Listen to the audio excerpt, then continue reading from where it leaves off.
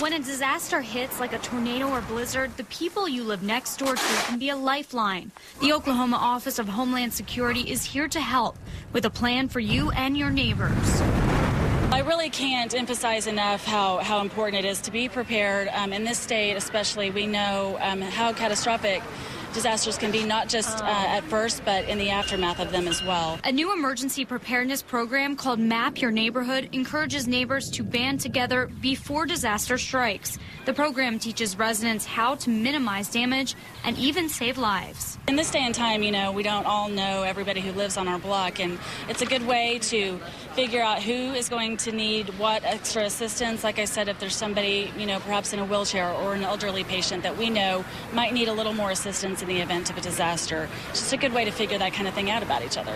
Participants will identify what skills their neighbors have so they know who to go to in the event of a disaster. They'll also create a neighborhood map identifying natural gas and propane tanks. Most importantly, they'll learn to work together as a team. Because it's a smaller neighborhood, we do know each other fairly well. We know who's home during the day, and you know, if somebody has an issue like they've had surgery or something like that. So you're there, you're closer. Jill Probst is the secretary of the Homeowners Association in the Sheridan Valley subdivision. She's on board with the program because she knows disaster can strike anytime. I think it's important to have a plan, you know, and I think it's wonderful that the state of Oklahoma is actually, you know, the Department of Homeland Security and all that have come up with something to help people have a structure to start with. Sarah Goldenberg, 2 News, works for you. That free training session will be on Saturday, March 26th at the Tulsa Tech Health Science Center.